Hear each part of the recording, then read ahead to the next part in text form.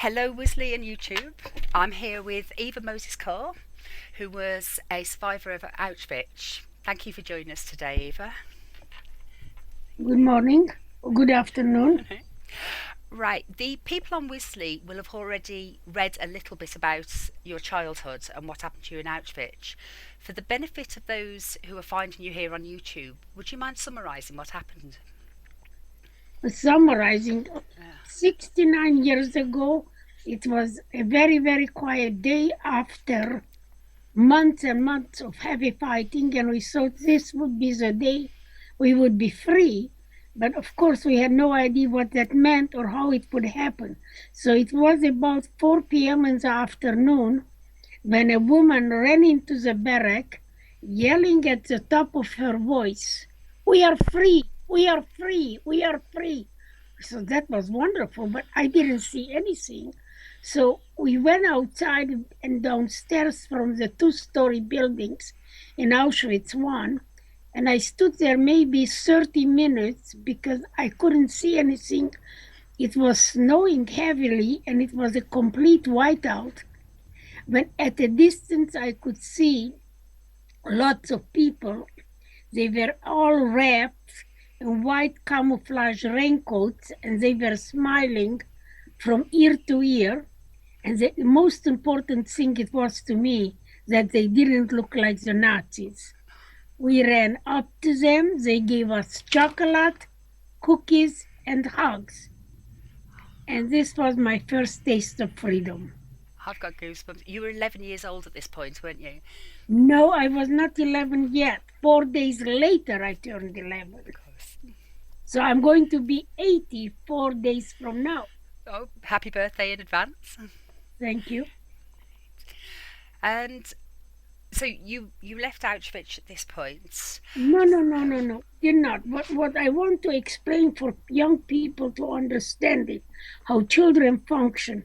Because for about 2 or 3 months, we kept saying, while the heavy fighting was going on, we kept repeating the statement, someday soon we will be free and we will go home.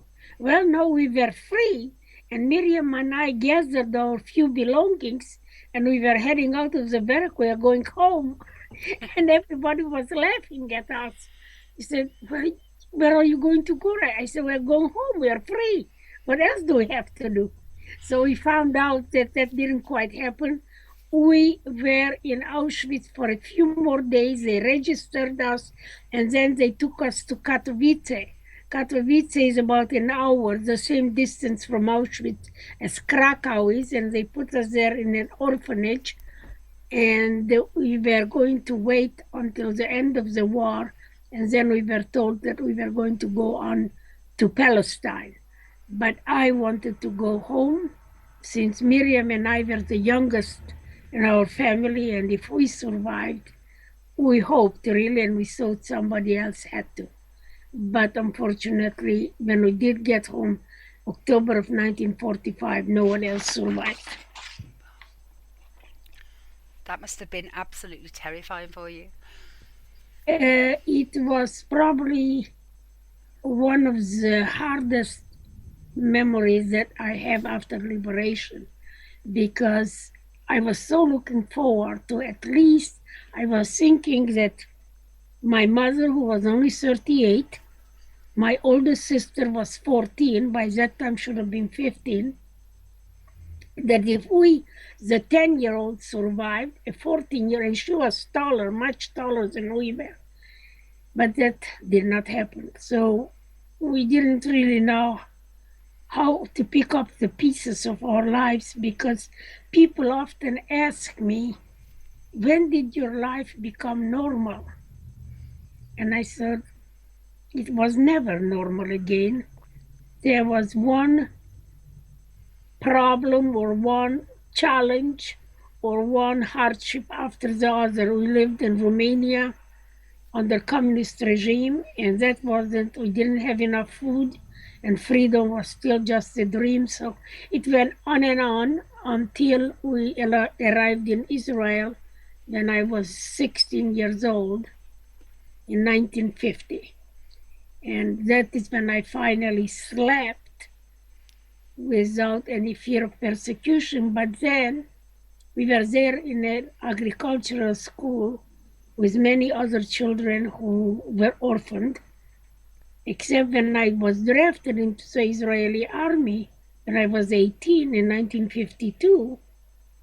Things changed again because all these other contemporaries, they went home at night or on weekend, and we had no home to go to. So that's why I'm saying that life was never normal again. We never felt we belonged anywhere. It seems incredible the amount that actually happened to you before you were even 18 years old, and then to go straight into the army. Right. Yeah. And it was at what time did you meet your husband, Michael? My husband I met 1960. By that time I was a sergeant major in the Israeli army stationed in Tel Aviv, and he was a tourist. He is also a survivor of Buchenwald, of 4 years in Buchenwald. He came from Latvia, Riga, Latvia, and the way he ended up in Terre Haute, Indiana, he was liberated by the American forces, and the colonel who liberated him was from Terre Haute, Indiana. And when the war ended, he said to him, "You're going home. I want to go to America. Will you help me?" And so they helped him get to United States, and he never wanted to live in any other city but Terre Haute, Indiana. So he's here. Excellent. And it's in Terre Haute that you formed C.A.N.D.L.E.S. What's C.A.N.D.L.E.S all about? Well, everything has a long story in my life. Nothing is very simple. As I began lecturing in 1978 about my life, people always wanted to ask me about the details of the experiments, and I could not find anything. Even when I found books about Mengele, there was no more detail about the experiments except the statement Mengele did experiments on twins. So I became curious myself. What would happen if I would locate all these survivors that I had on the liberation picture that is very well known to people? And I had that picture. If I could find most of these children, most of them were twins, and we could have a little reunion and piece together our own memories. Wouldn't that give me a much clearer understanding and knowledge of what was done to us? Now I set out in 1978 to try to locate these children whom I haven't seen in 39 years, 33 years. Didn't have any names, no internet, no addresses, no nothing.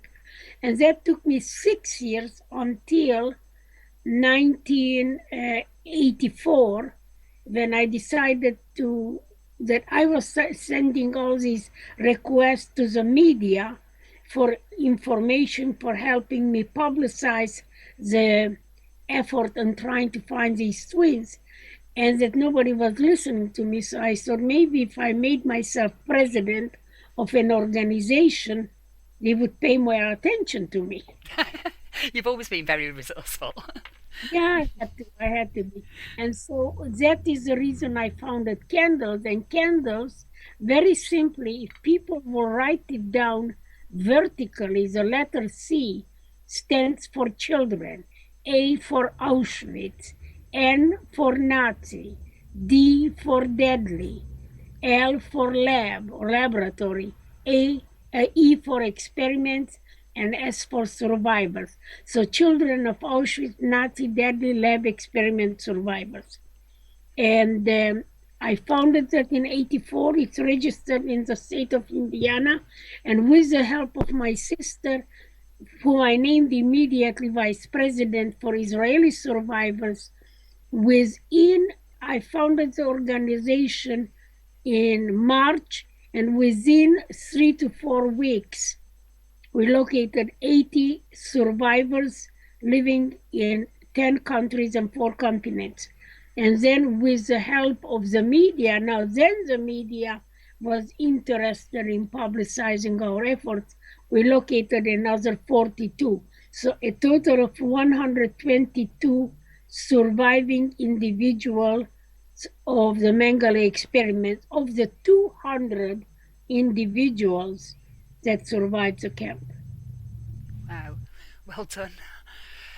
Um, and I mean, obviously today is Holocaust Memorial Day, Right, um, and a lot of your work that has been done since, especially through candles, has been about Holocaust awareness. right. Right.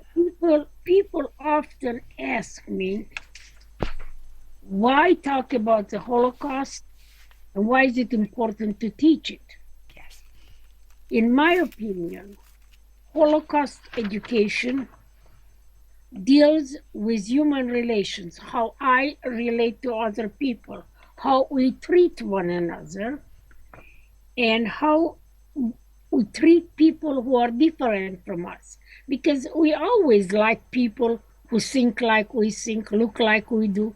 But the problems we have is usually with people who look and think differently. Human relations, at its worst, in my opinion, create an Auschwitz and a Holocaust.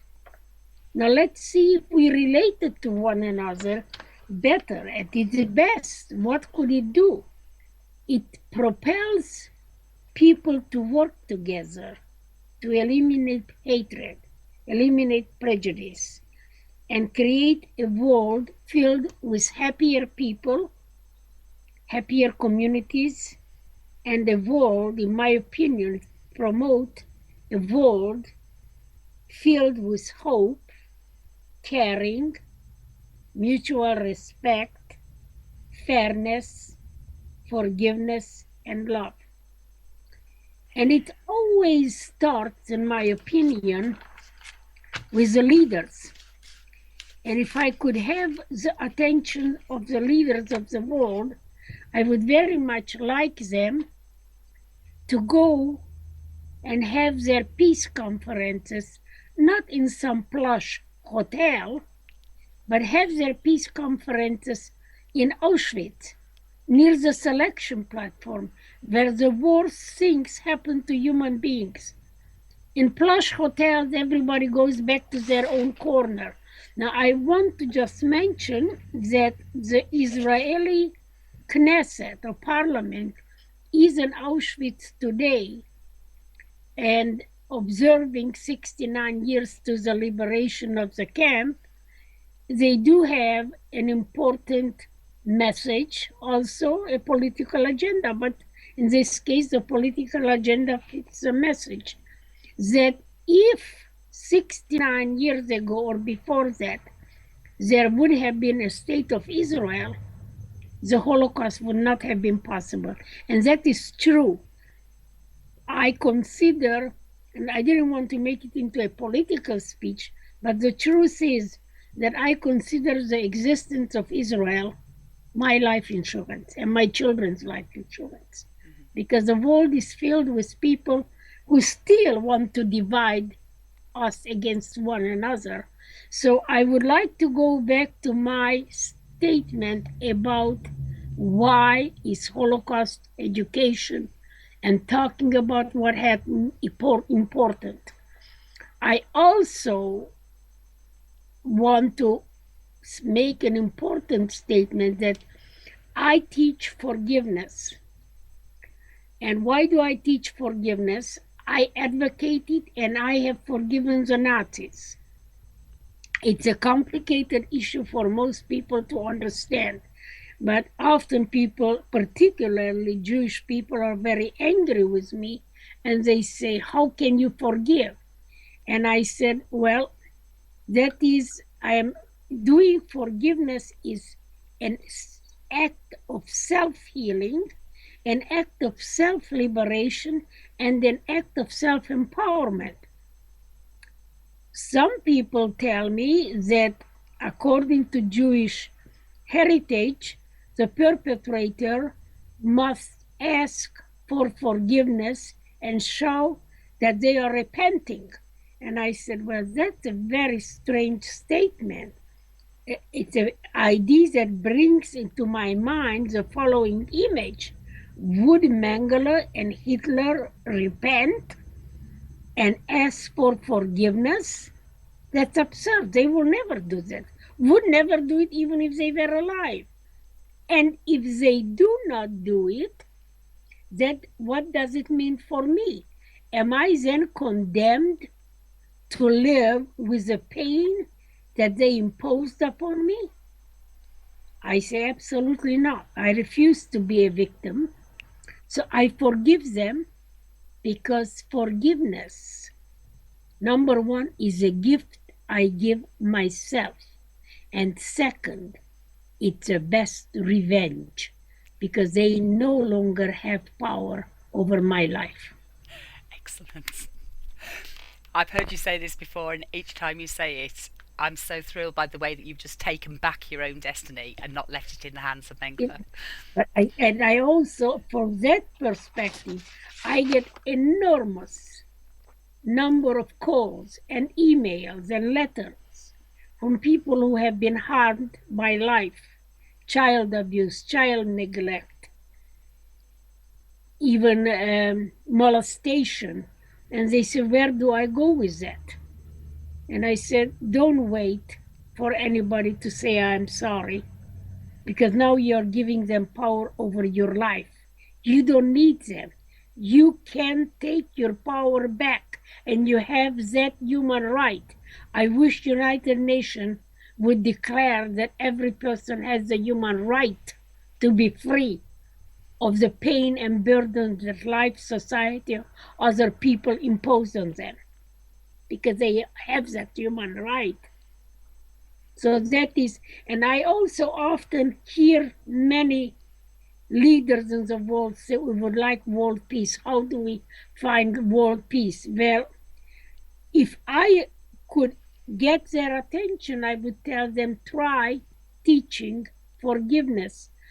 Not because any government can do that. I realize that governments have an agenda in protecting the citizens of their country. The reason I'm saying that, because I was in Berlin talking to the members, some members of the Bundestag a few years ago, and I said, teach forgiveness, advocate forgiveness. And one of the Bundestag members said, Mrs. Kor, but the neo-Nazis are waiting in the wings, and if we forgive Hitler and the others, they are going to take advantage of that. I said, oh, I didn't think about that. So the government can't really do it, nor can they impose on citizens to forgive. But I think the idea and education institutions, as well as religious institutions, could advocate it and talk about the merits of forgiveness for the benefit of every human being. And if the majority of the people stop being victims, because what does it mean to forgive? It's to stop being a victim and pass that on to their children and grandchildren, there won't be as much anger in the world. Anger is a seed for war. Forgiveness is a seed for peace. Excellent. I totally agree with you, to be honest. But I think the forgiveness has to come from within, because that is you giving the power. Exactly. Exactly. But it can be taught. It can be taught. Many people who are so desperate, they don't know where to turn, and they do not understand what forgiveness is. It does not condone what the perpetrators did. It doesn't excuse it. It just says what you did to me will not stop me from being the person I want to live in a happy and carefree life, and your victimization will not prevent me from doing that. So that all, but I think we have to put it in the right perspective. So today, the other thing that I want to talk about forgiveness is that the life of a person cannot be in jeopardy or threatened if a human being feels that their life is threatened or in danger, they cannot go and forgive the person who is endangering their life. So I think people have to feel at peace in their environment. Because let's say on a battlefield, I don't really want to fight, and these people are coming after me with their guns. So I go up to them and say, "Put down your gun, I forgive you." It's impossible. And we as human beings are genetically endowed to maintain life. So our number one priority is to maintain our life. And after we feel safe in our surroundings and in our environment, then we can turn to the next step of healing ourselves inside. Indeed. What else can I tell you? So, Right. Um, what does candles do? yes, what's. Oh, Candles is dedicated, we have on our marquee, "Let us remove all hatred and prejudice from this world, and let it begin with me." And what is prejudice?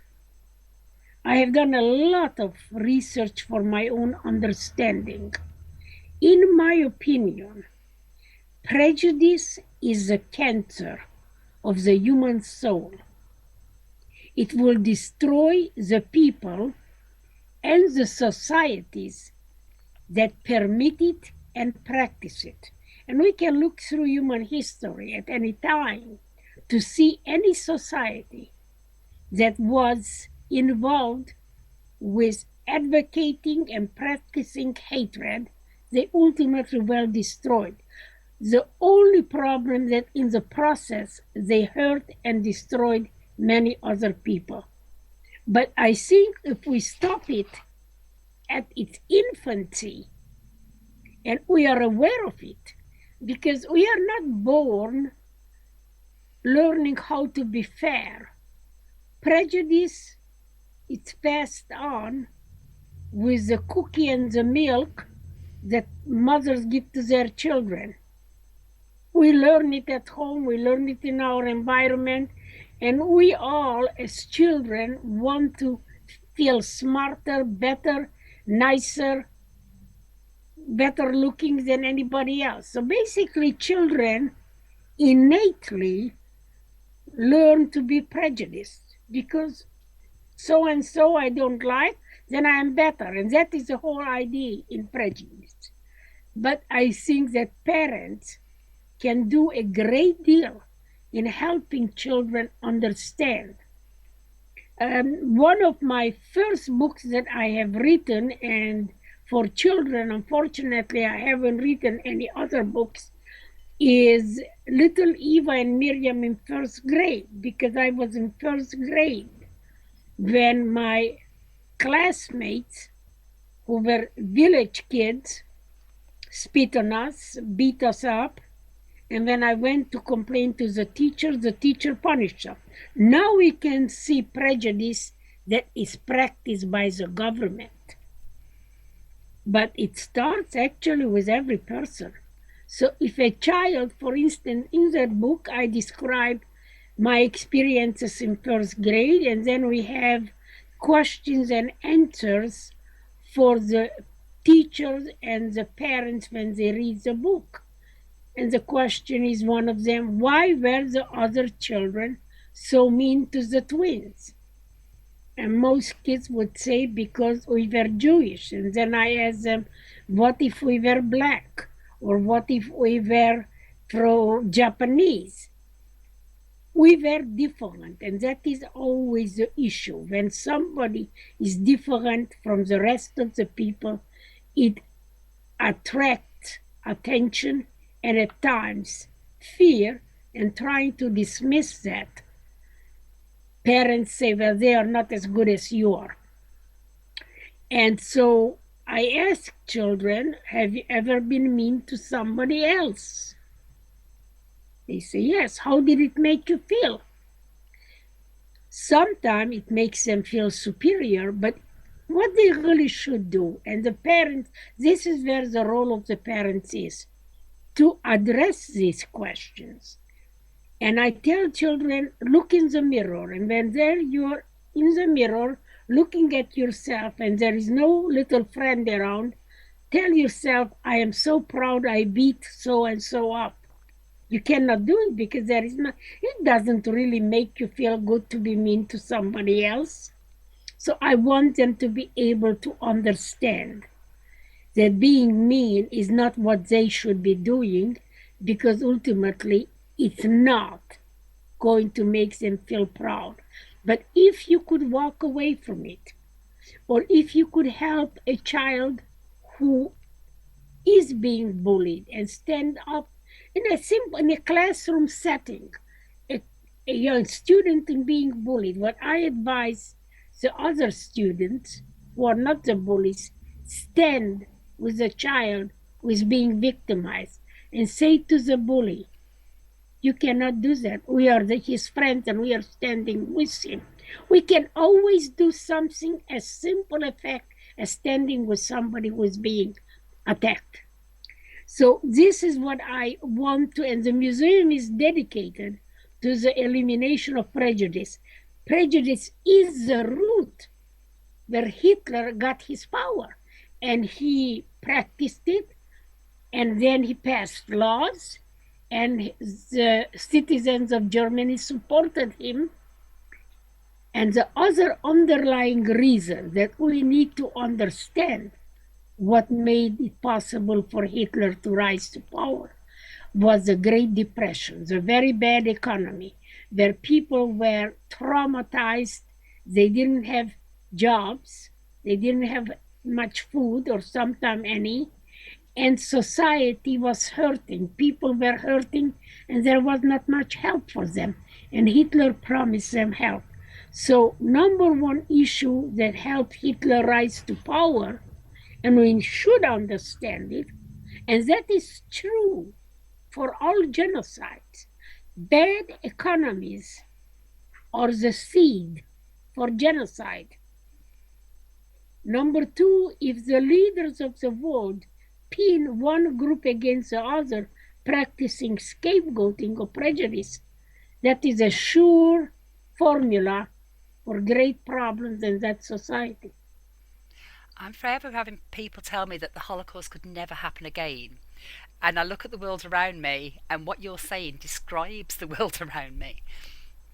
I think that I am very, very concerned with what I see in the world today. There is so much prejudice, there is so much hatred.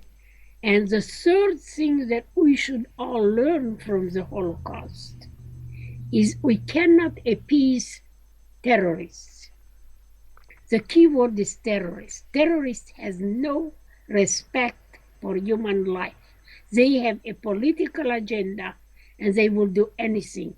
Everybody appeased the Nazis and Hitler when he rose to power. In Europe, now Great Britain wasn't occupied by Nazi Germany, but all the other countries that were, France, Denmark, Sweden, all these countries said, oh, Hitler couldn't be that bad, until they found out that he really was. And by that time, he had control of 22 countries in Europe. His army was marching with General Rommel in Africa all the way to Cape Town, South Africa, and he seemed to be not be stoppable. He amassed all that power. So I think that we should become good students of World War II and the Holocaust, and learn that a terrorist cannot be appeased, cannot be stopped, but it should not be appeased, and we should stand up against them in any shape and form, but starting it right at the beginning. At our Holocaust Museum, we have a huge poster. It says, the only thing necessary for the triumph of evil is for good people to do nothing. There were lots of good people in Germany. At the beginning, they said, oh, Hitler won't really do all those things. But by the time they stood up to Hitler, it was too late. They were arrested and murdered. So I think that whatever we can learn as a lesson from the past and practice it today is going to help us keep the world and ourselves a lot safer than right now it seems to be. Absolutely agreed. There's one problem that we've had on Wizzley over the last couple of weeks, which is that a Holocaust denier came, left a lot of comments, basically saying that there was an Auschwitz, but there was never gas chambers, that millions of people didn't die. And I apologise for asking this question of you, but did you ever Oh, see any evidence? this is a very important question because, see, in 1993, at my own initiative, was August 20, 1993, I met with a Nazi doctor from Auschwitz. He was willing to meet with me. I happened to get his name from a documentary that actually was done by CDF, and in that documentary of the Mengele twins, he appeared. So when I got his telephone number, I wanted to meet with him and actually invite him to a conference in United States. But he was not willing to come to United States, so I went to Germany, met with him. I wanted to know what he knew about our experiment. And then, out of the blues, when he didn't know anything about our experiment, I asked him if he knew anything about the gas chambers in Auschwitz. And you can find that document on our website. I'll find a Our link and put it in the article for people. Yeah, and when I asked him if he knew anything, he described the operation of the gas chamber, and I was surprised because I have never known before that the gas did not come from the shower heads, but it came from a hatch that opened in the ceiling, in the roof, and canisters of Zyklon B were dropped from the outside. They fell to the floor, and then it operated, Zyklon B operated like dry ice. So the gas was actually rising from the floor. People would try to climb on top of each other, trying to get away from the rising gas. When the people and Dr. Munch was stationed outside looking through a peephole, and when the people on the top of the pile stopped moving, he knew that everybody was dead and signed a document how many people died, never any names. I was stunned. I have never heard about it. And I immediately asked Dr. Munch to go with me to Auschwitz on January 27, 1995, which is 19 years ago. And I wanted him to sign a document, just what he told me, but I wanted it signed at the ruins of the gas chamber and in the company of at least 6 witnesses. And he immediately said he would love to do that. Well, to me was a very important thing, because if I ever heard of a revisionist who said that this didn't happen, that yeah, there were some camps, but people were not murdered, I could take that document and shove it in their face. Thank you. That's exactly answering your question. It is, and thank you so much for doing that, because it's people like you gathering evidence like this that helps us historians answer these Holocaust deniers. Right. And actually, because of that, when I got home, I was so excited for one particular reason, that this was not a Jewish person who would testify, but a Nazi who witnessed it. So they couldn't say that these are just Jews coming up with these stories. And I wanted to thank this Nazi doctor. And I did not know how to thank a Nazi. And in my great effort, it took me 10 months of trying to figure out, kept asking myself, what can I give this Nazi doctor? How can I thank this Nazi doctor? Then one day a simple idea popped into my head. How about a letter of forgiveness? And I said, wow, I know that this would be a meaningful gift for Dr. Munch, but I discovered that I had the power to forgive. No one could give it to me. No one could take it away. It was all mine to use it in any way I wished. Up to that time in my life, I reacted always to what other people did to me. That was the first time I could initiate action that would be important for my present and my future. And that to me was tremendously empowering. So that is the way that came about. Excellent. That is such a wonderful story. Well, I've asked all of my questions now. Is there anything that you'd like to add? Mine. Uh, if there is anything, what? I've asked all the questions that I'd prepared to ask you. I would like to tell people that if they, young people in particular, if they want to find out more details about how I survived, there are a couple of books, but the latest book that they could find on Amazon.com is called Surviving the Angel of Death by Eva Mozes Kor, and you can find it. If you order it from Candles from our website and ask for an autograph, I can do that.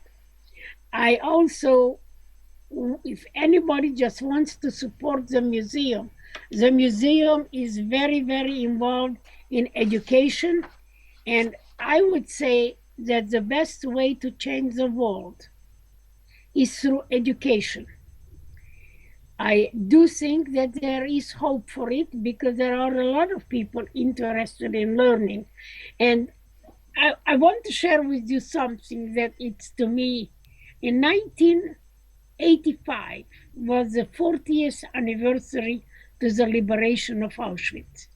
There was a lot of interest because already NBC network approached me in covering the story, and they told me that so will the other networks. And when we write there were at least 200 members of the world press from all over the world. And they wanted to know what our itinerary was in 1985, which would be, we are going to observe next year, 70, so 29 years ago, what would be our itinerary? And I said to them the following: I will give you my itinerary, but I want to share with you the fact that I always believed that the world cared. And now that you are here, you are proving to me that the world indeed cares about these tragedies that happened here and wants to work in preventing it, carries the story to all the corners of the world. And the last thing that I will leave you with, which is always very inspiring, the words of Hannah Senesh, was a Hungarian Jewish lady who actually was parachuted into Hungary to try to save the Jews in Hungary. She was a young girl, and she wrote that the light of one single candle can illuminate the darkness of the entire universe. So I always challenge anybody listening to me, become that one candle that will illuminate the darkness in some corner of the world or in some dark corner of a human mind. And if we can do, all of us just make a little effort, we can illuminate the darkness in this universe. Hear, hear. Thank you so much for talking to us today, Eva. You're welcome. Right. And I am very happy to be liberated 69 years ago today. I'm very, very glad you were too. Right. Okay. Thank you very much. Right. Bye bye. Right.